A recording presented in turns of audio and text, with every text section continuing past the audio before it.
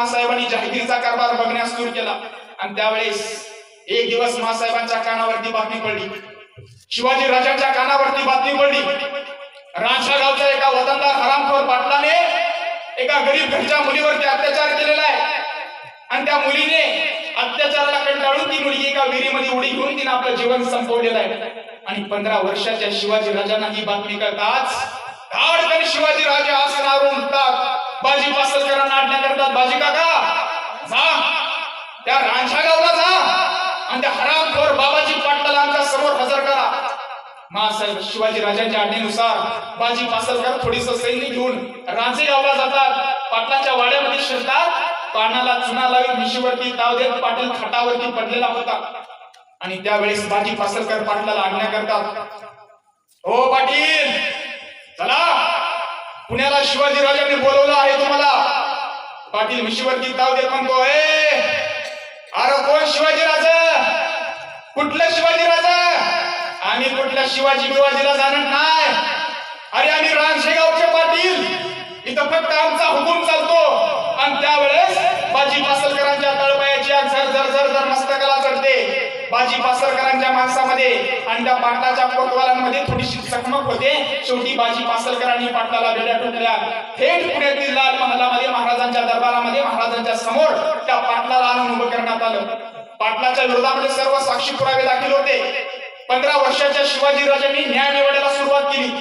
पाटलाला पहिला प्रश्न विचारला, बाबाजी भिकाजी गुजर पाटील, तुम्ही हा गुन्हा केलाय, तुम्ही अत्याचार केलाय. पाटील थर थर थर थर थर थर कापू लागतो, राज माफ करा, राज पुण्यात अशी चुकी होणार नाही, राज यावेळेस माफ करा. ताडकन शिवाजी राजे आसनावरून उठतात, बस पाटील बस. अहो पाटील म्हणजे रयतेचा मायबाप, रयतेचे रक्षक तुम्ही झालात कैसे भक्षक. आणि त्या पाटलाला महाराजांनी शिक्षा फरमावली, या हरामखोर पाटलाची वंश परंपरेने चालणारी पाटीलकी रद्द केली जावी आणि याचे दोन्ही हात पाय तोडून याचा चौरंग करा आणि याला रांझा गावच्या चौडीमध्ये बसवा. न्याय निवाडा झाला. सर्व जिकडे तिकडे जातात आणि मासाहेब जिजाऊ 15 वर्षाच्या शिवाजी राजांना प्रश्न करतात, शिवा तुम्ही न्याय निवाडा तर केलात, परंतु जर या पाटलाचं मुंडकं मारण्याची शिक्षा केली असती ना तर बरं झालं असतं. तर काय म्हणतात 15 वर्षाचे शिवाजी राजे, माता माऊलींनो लक्ष देऊ नये का.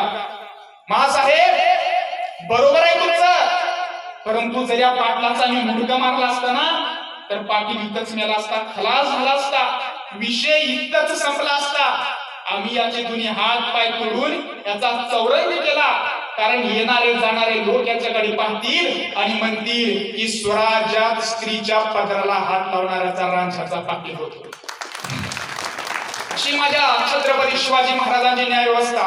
पण दुर्दैव या गोष्टीचं वाटतं, आता ताईंनी सांगितलं, तृप्तीताईंनी सांगितलं की या महाराष्ट्राच्या मातीमध्ये 5.5 वर्षाच्या मुलीवरती बलात्कार होतो आणि तो नराधम त्या मुलीचं तोंड दगडाने ठेचून मारतो, परंतु त्या मुलीला आज सुद्धा या महाराष्ट्रामध्ये न्याय मिळत नाही. न्याय व्यवस्थेचं दुर्दैव नाहीये, न्याय व्यवस्था जी लोक अंमलात आणतात ना त्या लोकांचा खऱ्या अर्थानं दुर्दैव म्हणावं लागेल. अहो काय आपण काय आदर्श करतो छत्रपती शिवाजी महाराजांच्या चरित्रातून. ज्या वेळेस छत्रपती शिवाजी महाराजांच्या न्याय व्यवस्थेचा आदर्श ज्या वेळेस हा भारत देश घेईल ना त्यावेळेस खऱ्या अर्थानं या भारत देशामध्ये कुठलाच गुन्हा होणार नाही. इतकी ताकद छत्रपती शिवाजी महाराजांच्या नुसत्या न्याय व्यवस्थेत